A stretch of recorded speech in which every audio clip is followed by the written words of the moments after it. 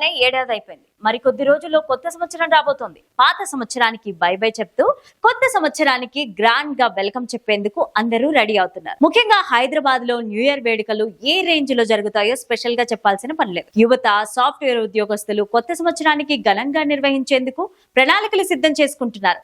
ఈ క్రమంలోనే new year వేడుకలపైన Hyderabad commissionerate పోలీసులు కీలక ప్రకటన చేశారు. డిసెంబర్ 31న మందు చిందులతో నగరమంతా దద్దరిల్లిపోతుంది. పబ్బులు, బార్లు, రెస్టారెంట్ల యాజమాన్యాలు, ఈవెంట్ ఆర్గనైజర్లు రకరకాల కార్యక్రమాలతో రెడీ అవుతున్నారు. ఈ కార్యక్రమంలోనే హైదరాబాద్ పోలీసులు న్యూ ఇయర్ వేడుకలపైన కఠిన ఆంక్షలు విధించారు.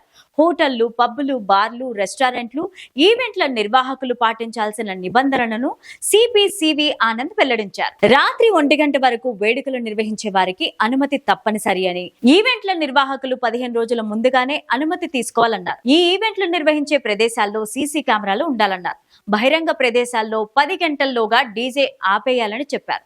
డీజే శబ్దం 45 డెసిబెల్స్ కంటే మించకూడదని ఆదేశించారు. కపుల్స్ ఈవెంట్స్, బార్లు, పబ్బుల్లో మైనర్లకు అనుమతి లేదని చెప్పారు. న్యూ ఇయర్ వేడుకలకు వెళ్లేవారు నిబంధనల ప్రకారం నడుచుకోవాలని, డ్రగ్స్, ఇతర మత్తు పదార్థాలు వాడి చిక్కుల్లో పడొద్దని సూచించారు.